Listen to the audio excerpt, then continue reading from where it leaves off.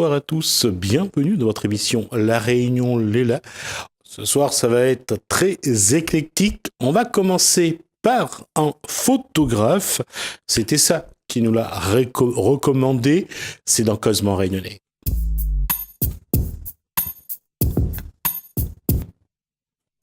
Alors, on s'y attendait pas trop, mais c'est vrai que j'ai été surpris de le voir. Bonsoir. Bonsoir. Olivier H. Bonsoir. Ah, pourquoi H? H, c'est mon nom de famille. Qui est H ou Grosbois? Comme il dit le proverbe, oui. Alors, parce que j'ai vu un H sur les photos, mais c'est pas comme ça qu'on écrit le H. Non, c'est comme l'outil. Comme la l'outil. H-A-C-H-E. D'accord. Je me disais qu'il y a quelque part, on peut peut-être être trompé en écrivant le mot, mais non, on ne s'est pas trompé, c'est bien H. H-A-C-H-E. C'est ça. C'est la première fois que je l'entends. C'est pas commun, une espèce en voie de disparition, on va dire. D'accord. Et H comme Grosbois? Toujours. D'accord. La photographie, c'est une passion? Oui, avant tout une passion. J'ai commencé jeune, on va dire. Déjà, mon papa étant petit, il avait son petit appareil avec les pellicules, les argentiques à l'époque. Et donc, j'ai toujours baigné dans ce milieu, la photo, la musique, parce que du côté de maman, il y a les musiciens, tout ça. Donc, voilà. Et en grandissant, il y avait toujours un petit appareil photo sur le côté pendant les voyages, les repas de famille, tout ça. Et là, ça fait pas trop longtemps, ça va faire 1 an et demi, 2 ans. Je me suis dit, bon, tant qu'à faire, j'ai un appareil, pourquoi pas me lancer comme ça en tant que débutant, voir comment ça se passe. Donc, voilà. L'argentique, c'était il y a combien de temps? Ça remonte, c'était dans les années 80 avec papa. Donc, moi, je suis né en 85. Donc, voilà, depuis les années 85-90, c'était les argentiques, quoi. On a eu le plaisir de connaître le bac de fixation, le bac de révélateur, on a eu tout ça? Non, pas encore. La chambre noire? Mais je compte bientôt justement m'acheter un argentique pour pouvoir... Le tirage? Voilà, parce que ça revient à la mode en ce moment. Il y a beaucoup de photographes qui reprennent les argentiques parce que il y a une qualité où on ne peut pas retrouver cette qualité avec les appareils numériques récents, quoi. C'est le côté vintage qui revient en fait. Et j'allais dire, au-delà du côté vintage, j'avais plus parlé, moi, de l'émotion. Aussi.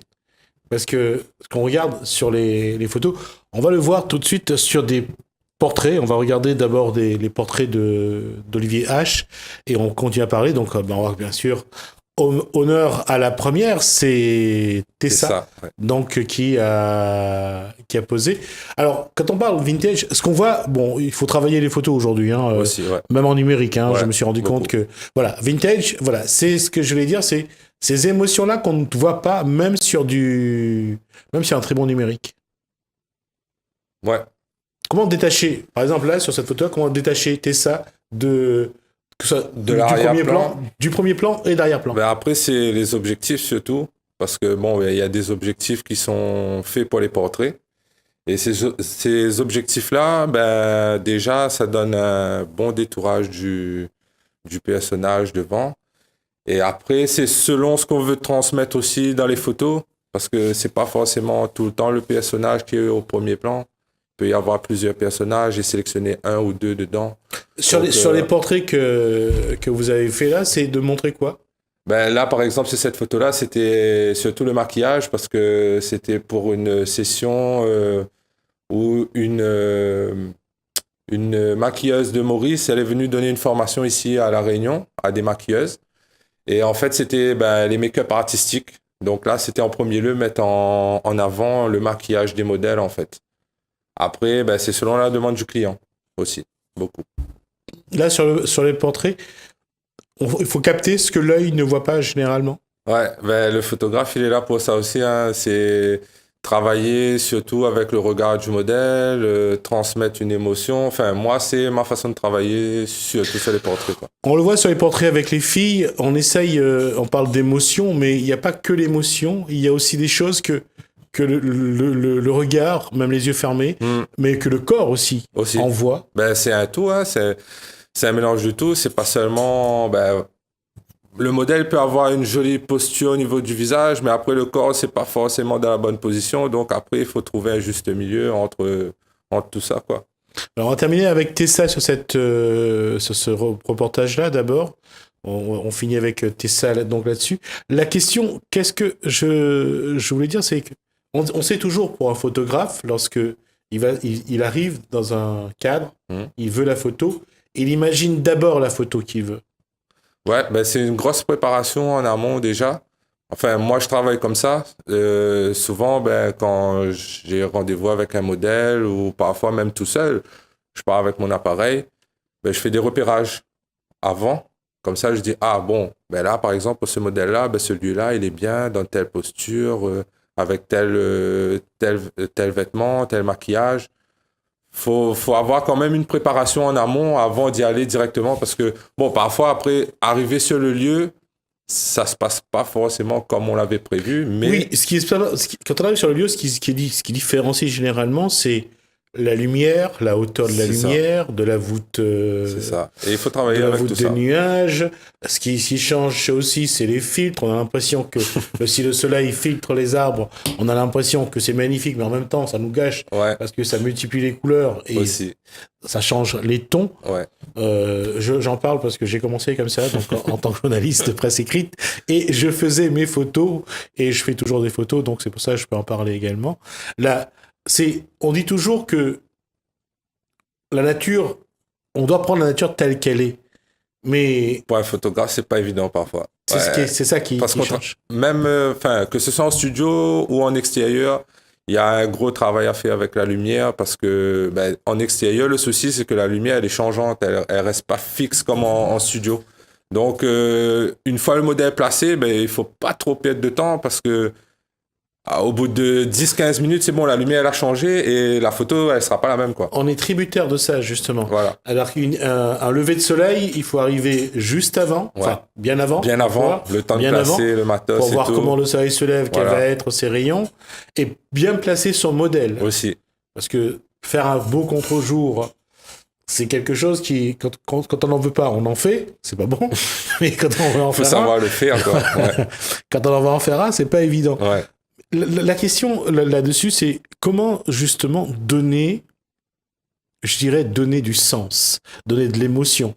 Quand on est face à la nature, sans mannequin, juste face à la nature, comment on essaye de donner de l'émotion justement après, comme un coucher de soleil par exemple. C'est jouer sur les lumières surtout, et puis avoir un bon cadrage.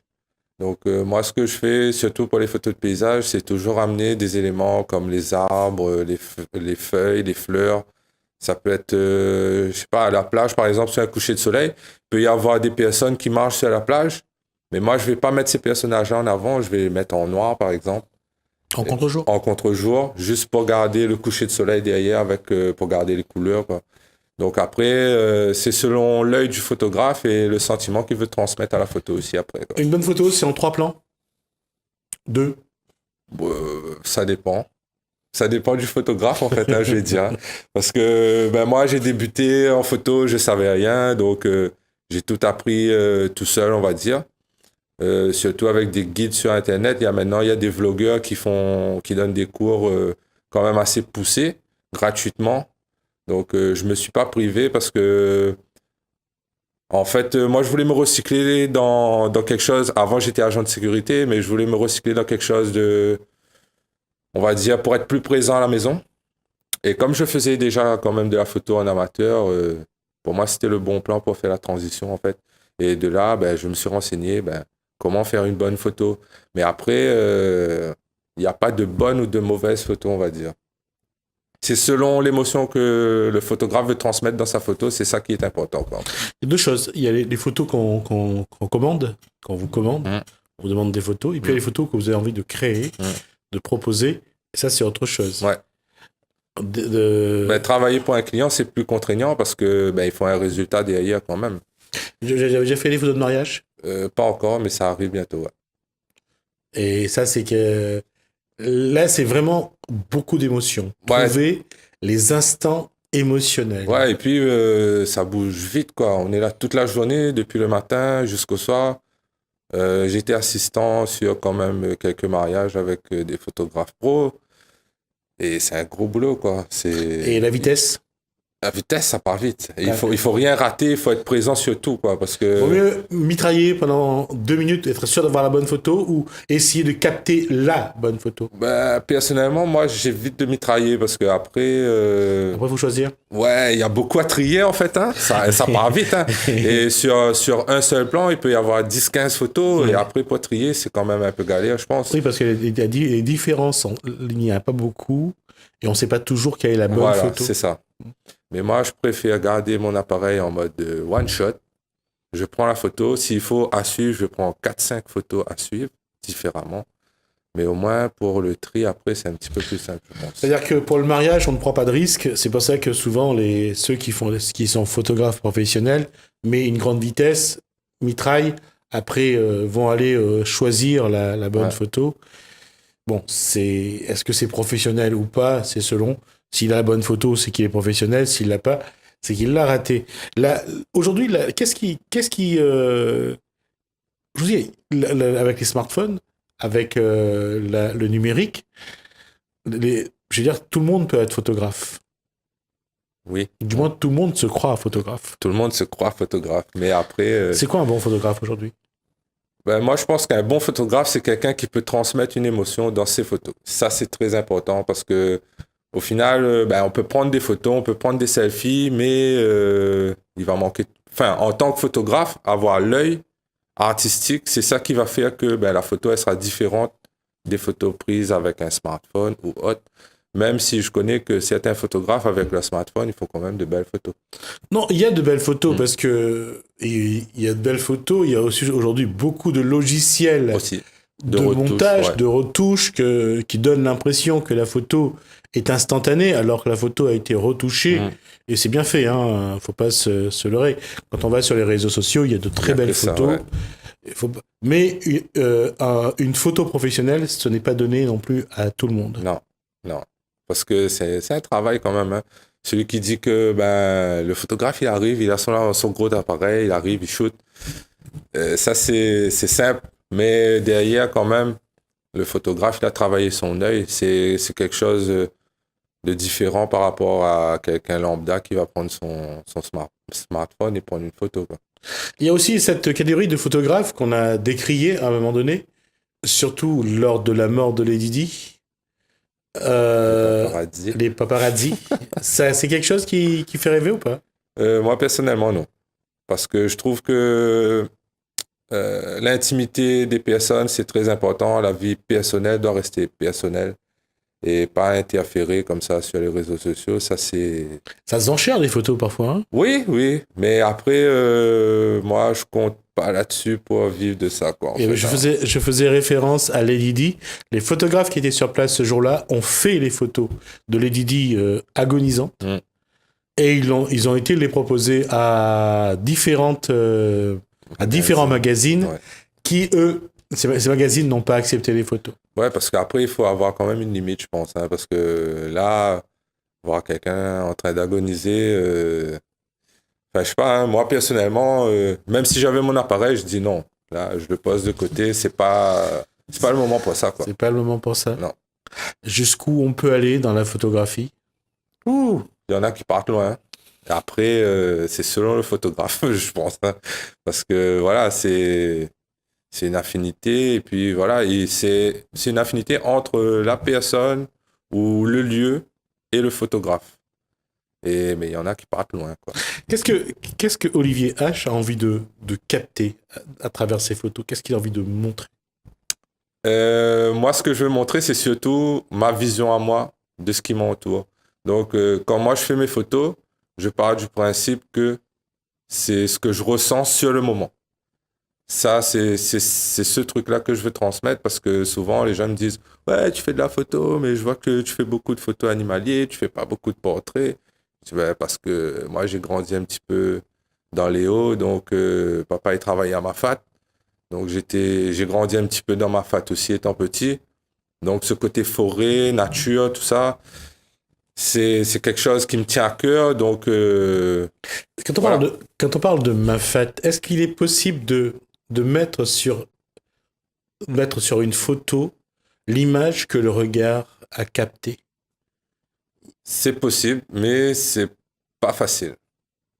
C'est pas facile parce que souvent, l'œil humain, il a une certaine vision des choses, mais après, l'appareil, il a l'objectif qu'il y a dessus qui va dépendre, voilà, qui va donner soit un champ plus serré ou plus large. Donc, voilà, il faut travailler avec tout ça. Et quand on veut, par exemple, quand on parle de Mafate, on parle de Marla, on parle de ce panorama magnifique qu'on voit. Je veux dire, on peut pas aller rentrer, même avec un objectif panoramique, on n'arrive pas à avoir du 360 degrés, c'est impossible. Non, c'est impossible. Mais après... Déjà que le 180, c'est déjà pas évident.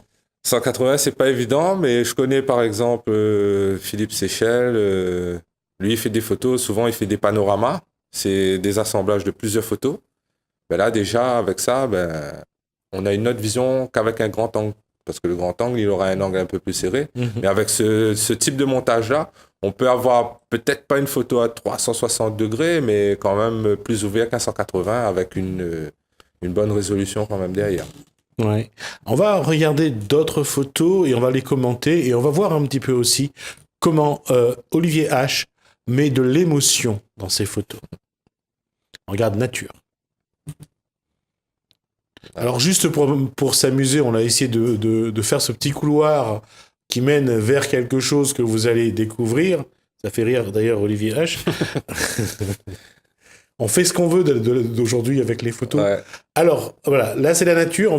Il y aura aussi quelques portraits que j'ai intégrés. La nature, qu'est-ce qu'il faut voir normalement dans la nature ? Dans la nature, ça dépend de l'endroit déjà, parce que après ça peut être une nature morte. Là, par exemple, c'est la vieille usine de Saint-Pierre. Je suis arrivé là-bas. C'est à Grand-Bois ? Non, c'est à... Caserne ? à Pierrefonds. À Pierrefonds, ouais, d'accord. l'ancienne usine de Pierrefonds.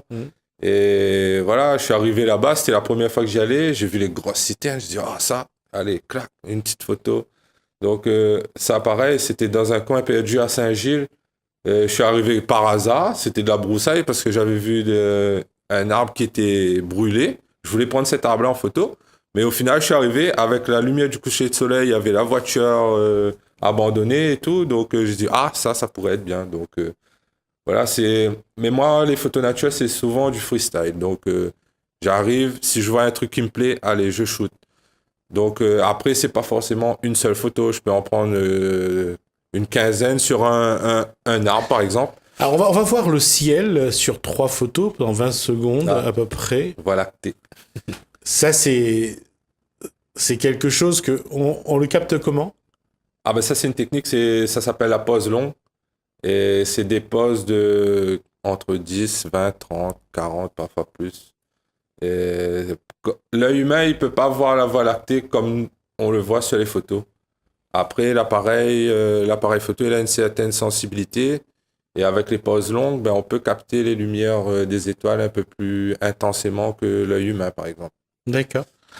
Le petit angle, l'endormi, on va dire l'endormi, les petites choses de l'enfance qu'on revit un petit peu. Oui, ça c'est pareil, le petit angle, c'était chez papa, dans la cour.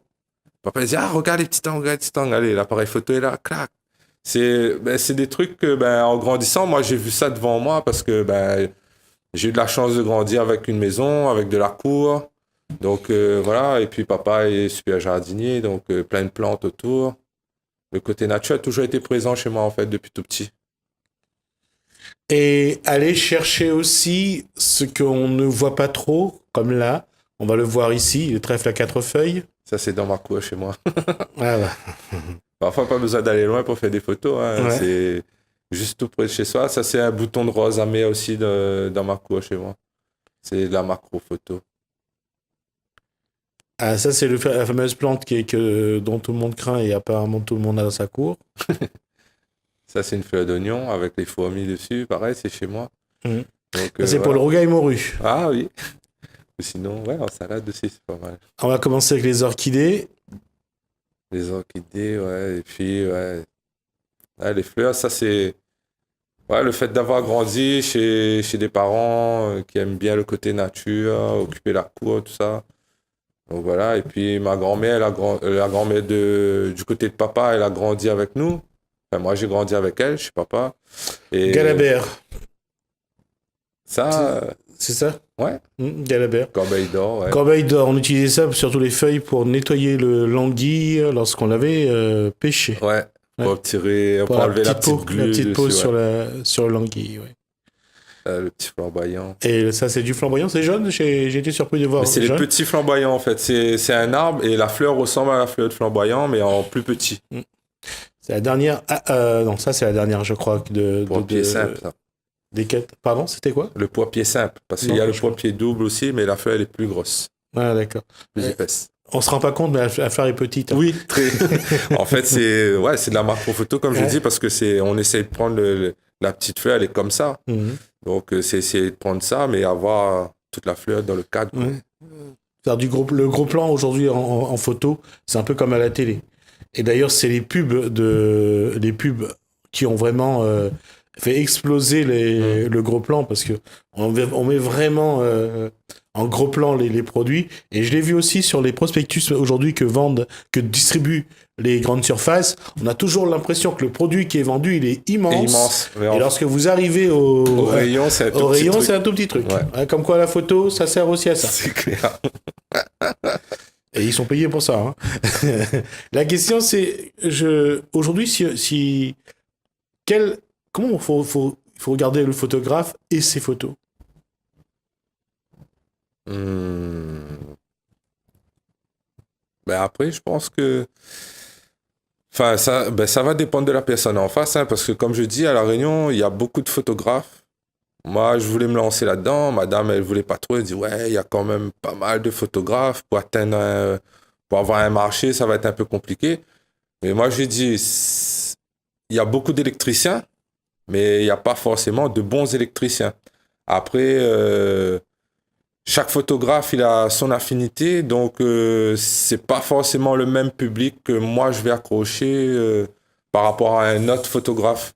Parce que même avec très peu d'expérience, vu le matos qu'il y a aujourd'hui, voilà. Oui, effectivement, il y a une réalité. À un moment donné, c'est le matériel qui faisait le photographe.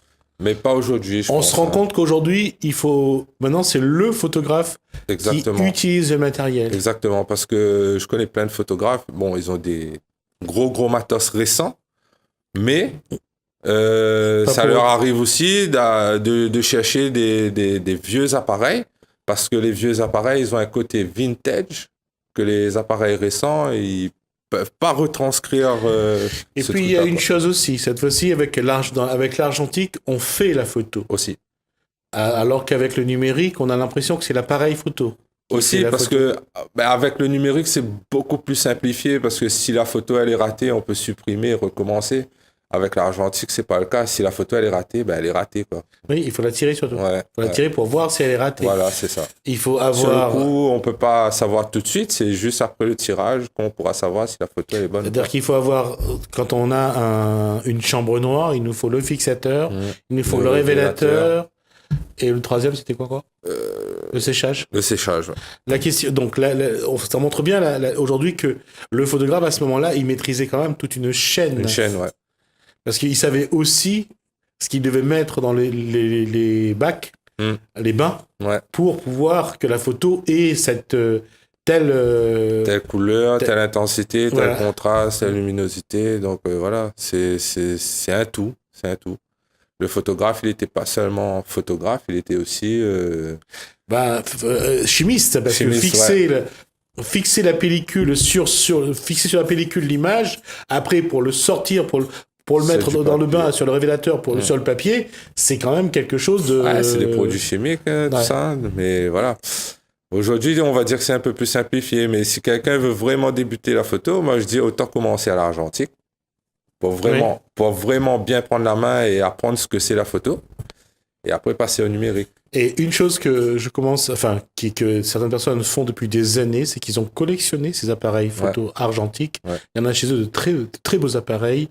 Et c'est vrai qu'il y en a qui servent encore. Et à l'heure d'aujourd'hui, j'ai vu des appareils qui coûtent très très cher. Hein, même aussi cher qu'un numérique récent. Ouais. Parce que c'est des appareils photo qui datent des années 20, des années 30. Et ça coûte cher quand même. Hein. Ouais, le vieux commence à coûter, à avoir de la valeur. Comme quoi, il faut pas désespérer pour la génération qui arrive.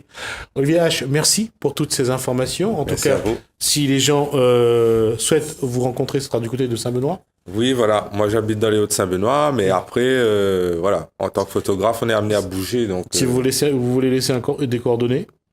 ben, mon Facebook, Facebook photo, o.hphoto, OH en majuscule. Et voilà, il y a un petit logo orange simple à trouver. Voilà, merci en tout cas, ça a été un plaisir de passer Merci à vous. ces 25 minutes en votre compagnie, on a pu échanger.